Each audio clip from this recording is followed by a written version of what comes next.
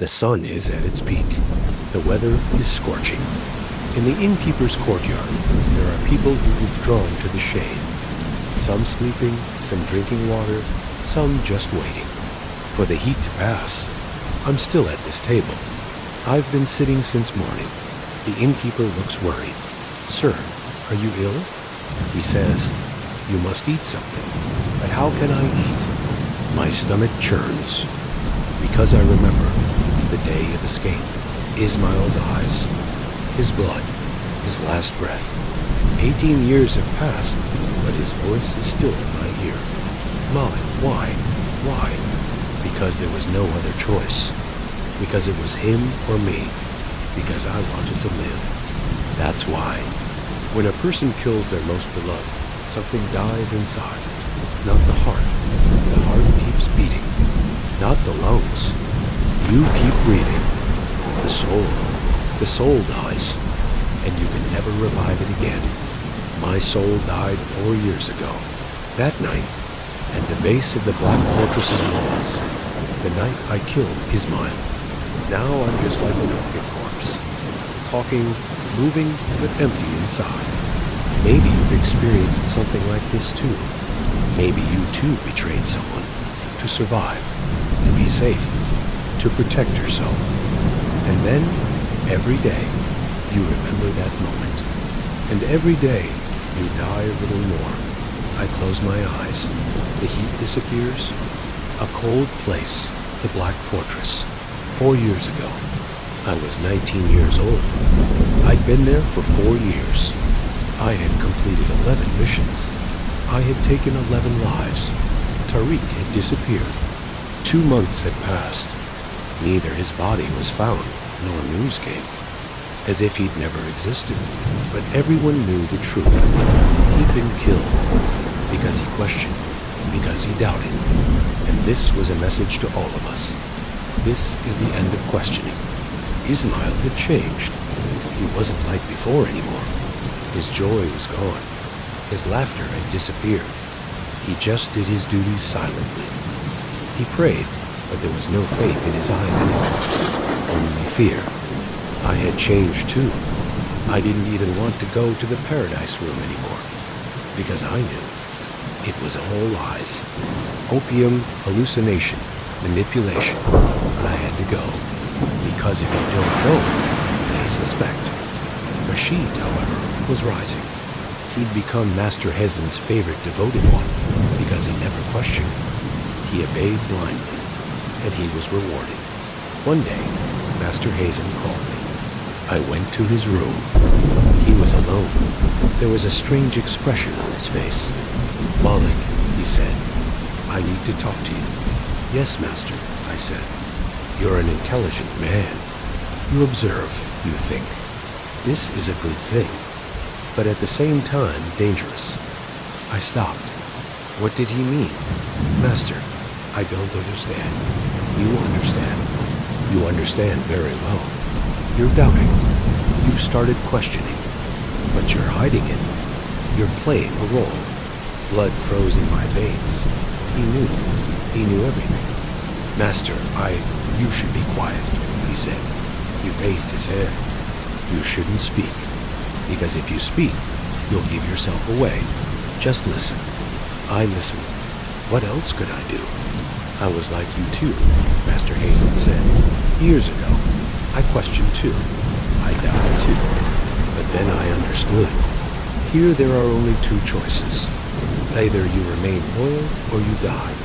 There's no third option. But how did you stay? I deceived myself. Every day I lied to myself. This is right. This is necessary. This is Allah's work, I said. Eventually, the lie became truth. Or maybe I went mad. I don't know. He looked at me. There was weariness in his eyes. Maybe also a warning. "Malik, a piece of advice. If you want to survive, run. One night, silently, run. Go far. Change your name. Never come back. Because if you stay, you'll either go mad or die. But if I run, they'll catch me. They'll catch you, yes. But there's a chance. A small chance. But if you stay, There's no chance at all. Then he straightened up. His face hardened. His voice rose. Now go. And this conversation never happened. Understood. Understood, Master. I left, and I understood. Master Hazen had given me permission to escape. Secret permission. But if I was caught, he'd deny it too. I never said such a thing, he'd say. From that day on, I started planning, silently, without telling anyone, not even Ismail. First, I studied the map. Escape routes from the Black Fortress. North, steep cliff. South, main entrance, full of guards. East, mountains, dangerous, but possible. West, river valley, forest, places to hide. It had to be west. Second, provisions. Food, water, horse. I had to steal these, but how? The stables were guarded. The storage locked. Third, timing.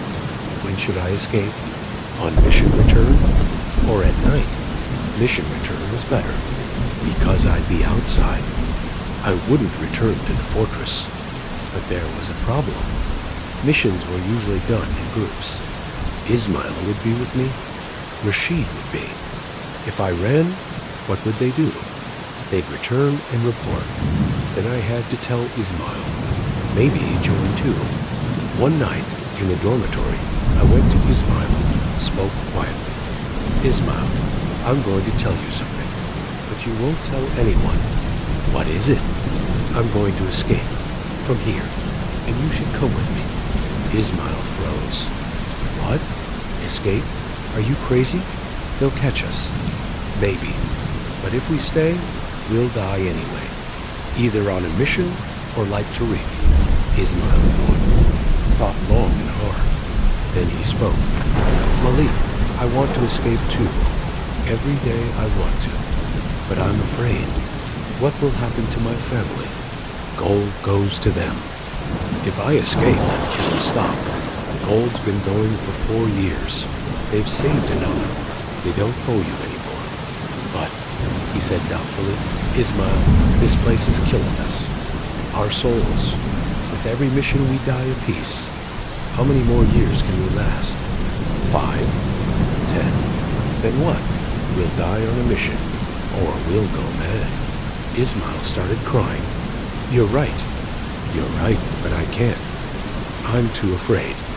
I put my arm around his shoulder. We'll escape together. Together we're strong. But when? The next mission. On return. We won't go to the fortress. We'll go west. To the forest. We'll disappear. What about Rashid? Will he come with us? No. He'll never come.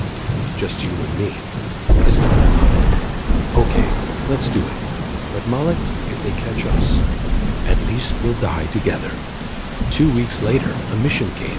Master Hazen called. Malik, Ismail, Rashid. New mission. A deputy governor in Aleppo. The file is here. Read it. I read the file. It was an ordinary mission. Enter, kill, escape. But something felt strange.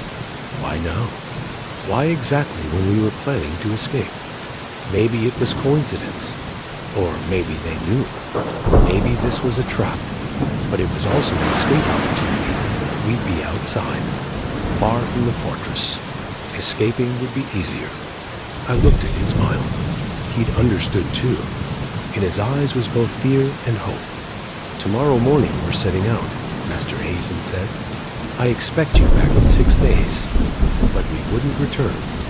Never. The next morning we set out.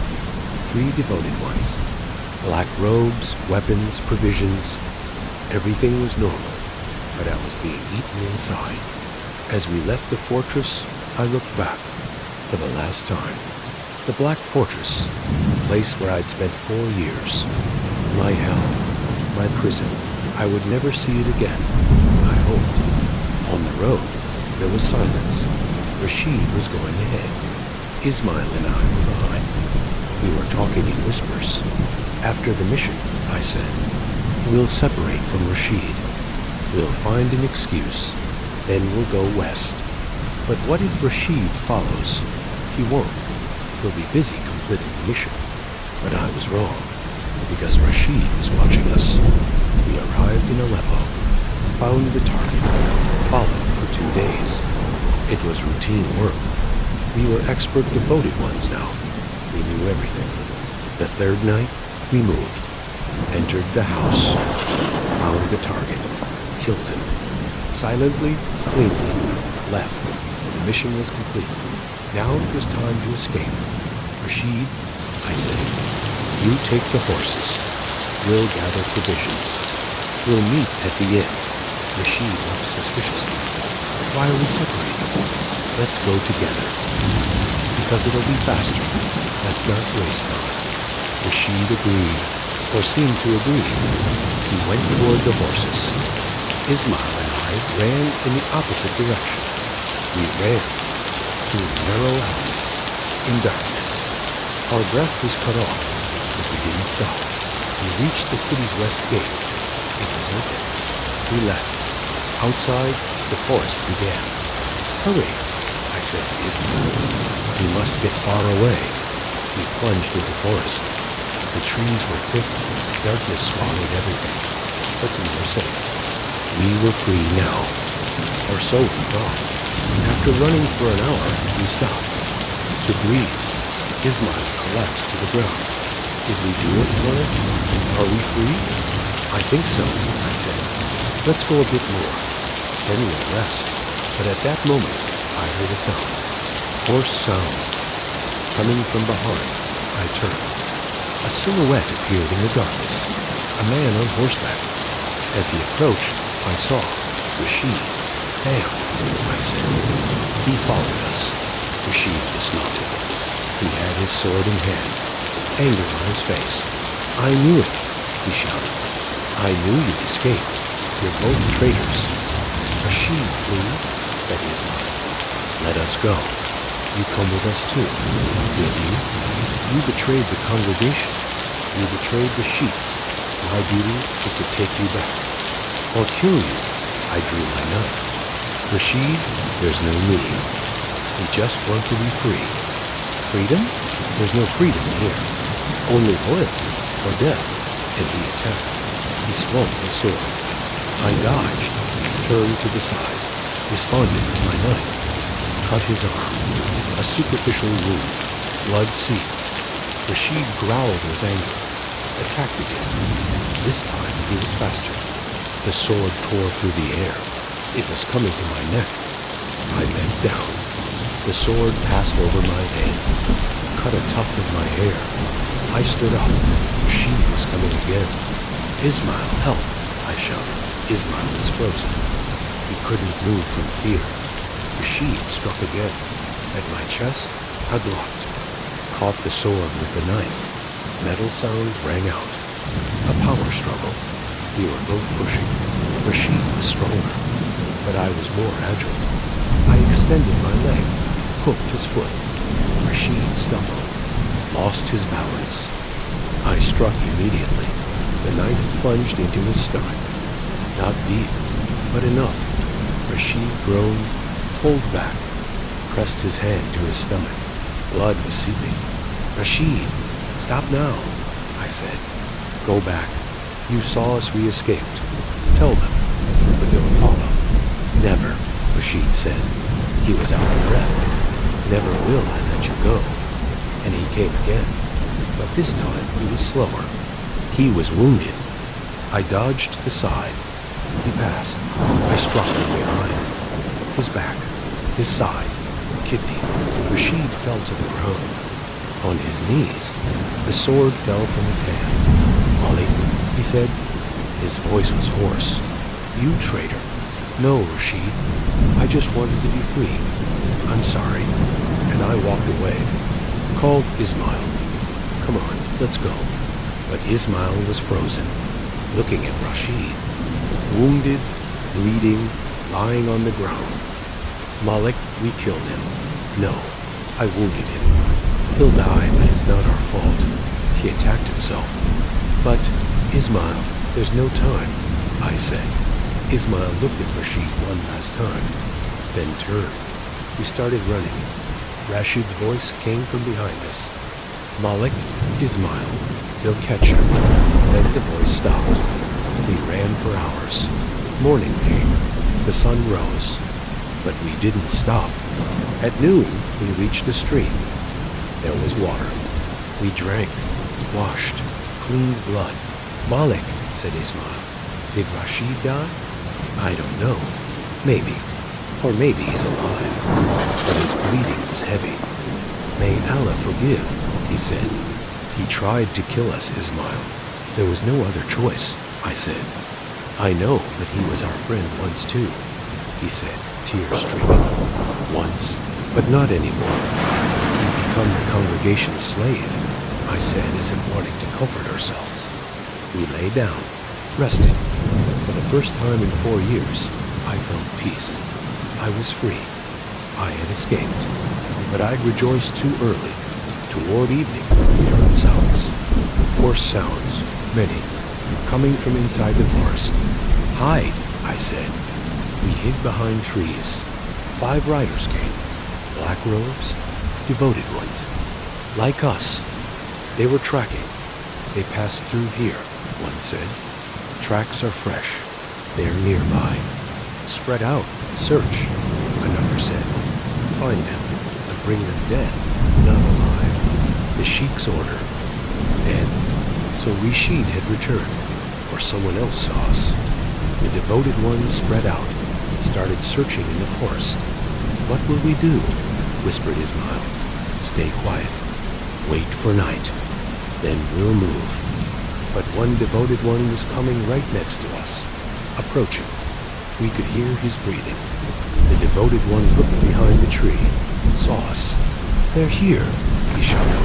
I lunged, stabbed my knife into his throat. He died immediately. Couldn't even make a sound. But it was too late. The others had heard. They were running. Run, I said to Ismail. Now, we ran. 5 devoted ones behind us, coming with their horses. The forest was large, trees thick. The horses struggled, but they were still catching up to us. An arrow came, passed by me, stuck in a tree. Second arrow hit Ismail's shoulder, pierced. Ismail groaned, but didn't stop. Run, I said. Run without stopping. We reached a cliff. Below was a river, deep, fast, dangerous. Behind us, devoted ones. In front of us, the cliff. Jump, I said. What? Are you crazy? He shouted. Jump or we'll die, I said. And I jumped. Into the void. Down. Water was coming fast. I hit the water, cold, ice cold. My breath was cut off. I came up, on the surface. Took a breath. I searched for Ismail. He wasn't there. Where? Ismail, I shouted. Then I saw him. Below, in the water, swimming. But blood was coming from his shoulder. I swam toward him, grabbed him. Hold on to me. The current was fast, dragging us. We were hitting rocks. It hurt. Finally, we reached the shore. We got out, collapsed to the ground. We couldn't breathe. I looked up. The devoted ones were there, at the edge of the cliff, looking at us. But they wouldn't jump. It was too high. It would be suicide. We've disappeared from sight, I said. We're safe. Ismail didn't answer, just groaned. The arrow in his shoulder was still there, double quotes, Ismail. We must take out the arrow, I said. No, it hurts too much. If we don't take it out, infection will set in. You'll die, I said. Ismail nodded. Do it then, but be quick, he said, writhing in pain. I held the arrow. It was deeply embedded, but it hadn't broken bone. That was good. Are you ready? I said, no, but do it, he said in agony. I pulled. In one motion, the arrow came out. Blood spurted. Ismail screamed. From pain, then fainted. I cleaned the wound with the river's water. Then I tore a piece from my shirt, wrapped it. When Ismail woke, His eyes were blurry. Malik, we're going to die, aren't we? No, we'll live. We just have to endure a bit more. Where will we go? He said, west, constantly west, to the sea. Then we'll board a ship. Go far away. Maybe Egypt, maybe Andalusia, maybe farther. And then what will happen? We'll live a normal life. We'll find work. We'll marry. There'll be children. And we'll forget this hell. Ismail smiled. A weak smile. A beautiful life. Yes, a beautiful life. We walked for 3 days. West. Hungry, thirsty, tired. Infection had started from Ismail's wound. He was feverish, delirious. The 4th day, we reached a village. A small village. At the foot of the mountain. We must ask for help, said Ismail. Doctor, medicine, food. We entered the village. People looked at us strangely. Bloody, torn, exhausted. A woman approached. What happened to you? Bandits attacked, I said. My friend is wounded. Can you help? The woman called someone else. An old man, probably the village elder. Bring him to my house. We'll take care of him, he said. They took us to a house. They laid Ismail down, looked at his wound. There's infection, the elder said. Must give medicine. Otherwise fever will rise. He'll die. Please do it, I said. Whatever it takes. The elder prepared herbs, cleaned the wound, applied ointment, gave medicine. He must stay a few days, he said. Must rest. Otherwise he can't endure the road. He can't stay, I said. We're being followed. Who's following? The man said curiously. Dangerous people? If they don't come, good. If they come, they'll kill everyone. The elder fell silent. He was afraid. Then go. Leave immediately. Don't bring calamity to our village. But my friend, I said, take him. Immediately, or the villagers will harm you. There was no other choice. I lifted Ismail, put him on my shoulder. We left the village, but it was too late, because that night the devoted ones came to the village. The next morning, smoke was rising from the village. Black smoke. Fire. What's happening? Sighed Ismail. We went back, looked at the village. It had been burned. Houses were burning. Corpses lay on the ground. Women, children, elders. All had been killed. By God, I said, because of us. The devoted ones had destroyed the village because they helped us, because they hid us. Ismail started crying. Malik, this is our fault. We killed them. No, the devoted ones killed them. The sheep killed them. We just escaped. But if we hadn't escaped, they'd be alive.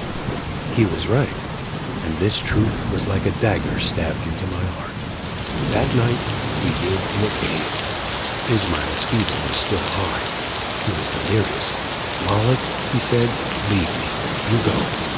No, we escape together. We'll arrive together.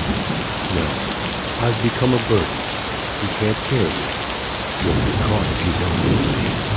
Ismail, be quiet. I won't escape without you. Ismail cried. Malik, I'm your friend, but I can't endure anymore. The pain is too much. The fever is burning me. And my conscience knows people in the village, the children. They died because of us. Ismail, please, try to endure. Not long now. A few more days. Then we'll reach the sea. We'll be safe.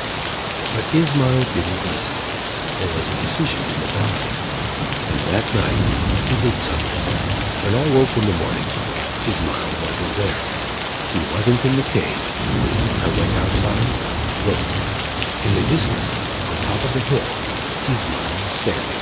And he was shouting, I'm here. Here. Come get me. What was he doing? Why? I ran toward him. Ismail, be quiet. What are you doing? Malik, go. Leave now. I'll distract them. You run. No. Come with me. but Ismail pushed me. I said, go. This is my decision. You can't carry me anymore. Go and live for both of us. And from afar came horse sounds, devoted ones. They found us. Ismail drew his knife. Go, Malik. Now. This is my choice. Forgive me. Ismail, no. Go. He pushed me. And the devoted ones came. 5 people. Dismounted from horses. Surrounded Ismail. Where's Malik? One said, he escaped. Alone. I don't know where. Don't lie. Kill me. But you won't find Malik. And I, there behind the rocks, didn't watch him. I should escape. Ismail was right. But I couldn't, because he was my friend. One of the devoted ones struck Ismail. He fell to the ground. They kicked him, shouted, Traitor! You betrayed. Ismail resisted. I'm not a traitor. I just wanted to be free. There's no freedom, only the congregation. And they drew their swords. I, from behind the rocks, took out an arrow, drew my bow, aimed, I shot. One devoted one fell. Arrow through the neck. Second arrow. Second devoted one. Through the heart. The others turned. Saw me. There. They shouted. They ran. Toward me. Third arrow. Third devoted one. Through the chest. The fourth and fifth approached me. My arrows were finished. I drew my knife, and we fought. The fight was short but bloody. One knife, 2 swords, not equal. A sword came to my arm, cut deep, pain erupted. Second sword, to my side, grazed, blood flowed, but I struck 2. The first devoted one's stomach. He fell. The second devoted one was strong. He pushed me. I fell to the ground. He raised his sword, was going to bring it down, was going to kill me. But Ismail came from behind. He'd been wounded, but had gotten up, stabbed his knife into the devoted one's back. The devoted one fell, died. I got up, looked at Ismail. He was covered in blood. Ismail, I shouted. Malik, run, please run. And he collapsed to the ground, gave his last breath. His eyes froze. He died. For me, to save me. I ran, wounded, bloody, alone. West, constantly west. Days passed. How many days, I don't know. I went hungry, thirsty. My wounds got infected.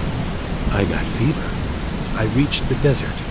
Sands, heat, thirst, death. I walked until I could no longer walk.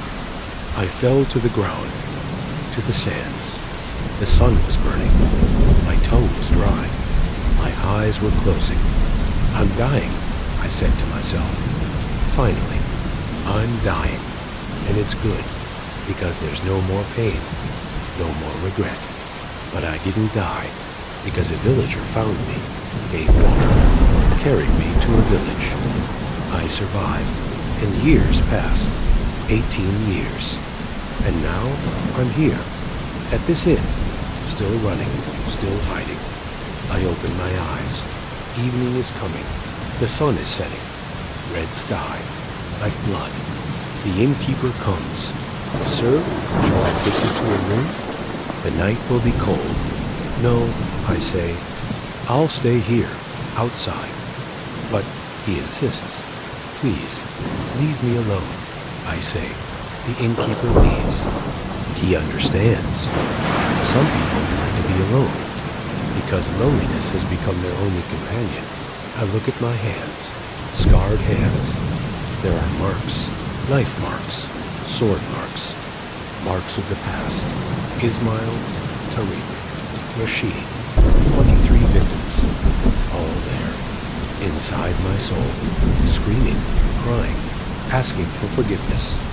But I cannot forgive, because their blood is on my hands.